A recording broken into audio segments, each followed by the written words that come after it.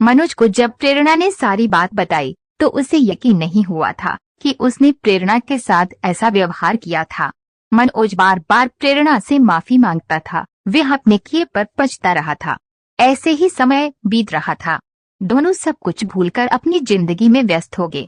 तभी कुछ ऐसा होता है जिसकी उम्मीद न तो प्रेरणा को थी न मनोज को। एक दिन प्रेरणा कपड़े धोने के लिए मनोज की जेब चेक कर रही थी। तभी उसे एक खत मिला। खत लाल स्याही से लिखा था, लिखावट भी ऊटपटांग थी, लेकिन खत में जो लिखा था उसे पढ़ते ही प्रेरणा के होश उड़ गए। उसमें लिखा था, मनोज मैं तुमसे प्यार करती हूँ, मुझसे शादी कर लो, मेरे पास बहुत पैसा है, तुम्हें कभी जीवन में काम नहीं करना पड़ेगा, तुम अपनी पत्नी को छोड़कर सदा के लिए मेरे पास आ जाओ। प्रेरणा के हाथ से सारे कपड़े छूट गए। उसकी आंखों से आंसू बह रहे थे। जिस मनोज को मैंने अपने प्राण संकट में डालकर बचाया वही मुझे धोखा दे रहा है। किसी अमीर लड़की के चक्कर में मुझे छोड़ने की तैयारी कर रहा है। प्रेरणा शाम तक रोती रही। शाम को जब मनोज आया तो प्रेरणा ने उसके सामने वे एकत्र किया। मनोज ने सफाई देते हुए कहा, हाँ प्रेरणा, कल ये खत मुझे एक बच्चा पकड़ा कर चला गया था।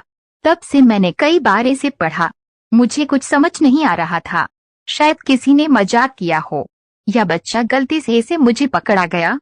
प्रेरणा बोली, देखो मनोज, सच सच बताओ, तुम मुझसे कुछ छुपा तो नहीं रहे हो। मनोज ने कहा, प्रेरणा मेरा विश्वास करो, मैं तुम्हारा साथ जीवन भर नहीं छोड़ूंगा। प्रेरणा ने उस खत को फाड़कर फेंक दिया और खाना बनाने चली गई। रात का समय था। दोनों अपने कमरे में सो रहे थे। कुछ देर बाद प्रेरणा पानी पीने उठी तो उसे खिड़की पर एक औरत का साया दिखाई दिया। इससे पहले कि प्रेरणा कुछ सोच पाती, वह साया तेजी से प्रेरणा के सामने आकर खड़ा हो गया। फिर उसने एक नजर मनोज को देखा और तेज आवाज में बोली, तू मुझे मनोज से अलग करेगी, मेरा खत फाड़ेगी, मैं तुझे फाड़ कर रख लूंगी। मनोज मेरा है, मैं इसे किसी भी हाल में नहीं छोड़ सकती। प्रेरणा को कुछ समझ नहीं आ रहा था। वह कुछ बोलना चाहती थी लेकिन उसकी आवाज नहीं निकल रही थी। वह पसीने पसीने हो गई थी।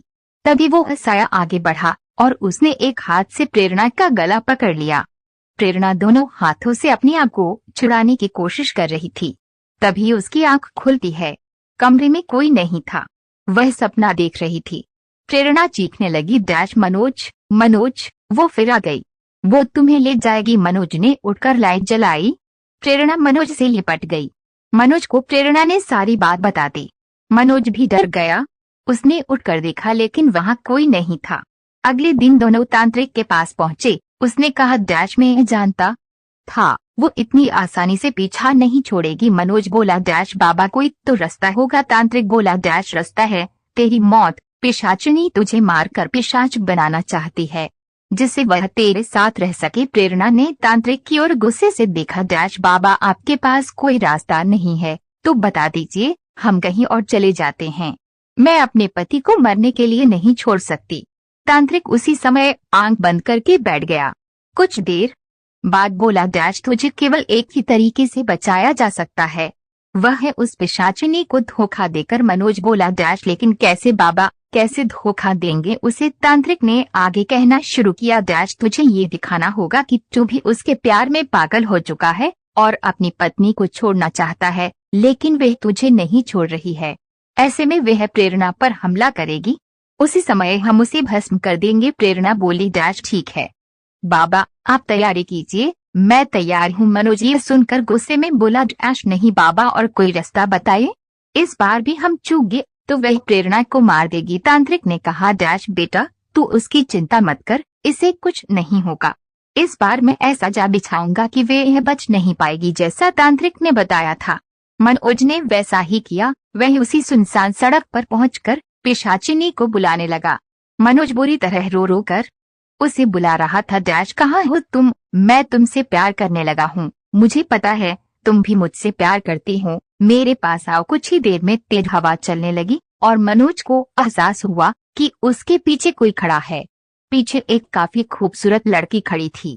वह बोली, तुम मुझसे प्यार करते हो? यह सुनकर बहुत खुशी हुई, चलो हम एक नई दुनिया बसाएंगे। मनोज बहुत डर गया था, लेकिन वो इतनी सुंदर थी कि एक बार मनोज भूल गया कि ये इंसान नहीं है। वह बोला डैश डैश मेरी पत्नी मेरा पीछा नहीं छोड़ेगी। वह बोली डैश तुम उसकी चिंता मत करो, मैं उसे मार दूंगी। मनोज ने कहा डैश कब मारूंगी। ये सुनकर पिशाचिनी हंसने लगी। उसके हंसने में मनोज खो गया। ऐसा लग रहा था जैसे वह सच में उससे प्यार करने लगा हो। कुछ ही देर में वह चली गई। चारों ओर सन्नाटा छा गया। मनोज अपने घर आ गया। प्रेरणा को उसने सारी बात बता दी। मनोज एक सुंदर लड़की से बात करके आया था। उसकी हंसी उसके दिलो दिमाग पर छा चुकी थी। मनोज जब सोने के लिए लेटा तो उसे नींद नहीं आ रही थी। रह रहकर उसका ख्याल उसे परेशान कर रहा था। अगले दिन जब मनोज काम पर चला गया, प्रेरणा तांत्रिक के पास गई। तांत्रिक ने कहा डैश तेरा पति खुद उसके प्यार में पड़ गया, अब मैं क्या कर सकता हूँ। वह उसके वश में हो गया है। तांत्रिक ने मंत्र सिद्ध करके एक माला प्रेरणा को दी और कहा डैश बेटी इसमें मेरी शक्तियाँ छुपी हुई हैं, बस इसे कभी अपने से अलग मत करना। जब भी पिशाचिनी तुझ पर वार करेगी खुद भस्म हो जाएगी। प्रेरणा ने घर आकर मनोज को सारी बात बताई, लेकिन मनोज ने इसे एकदम झुठला दिया। 2 दिन बाद वही हुआ जिसका डर था। प्रेरणा घर में अकेली थी।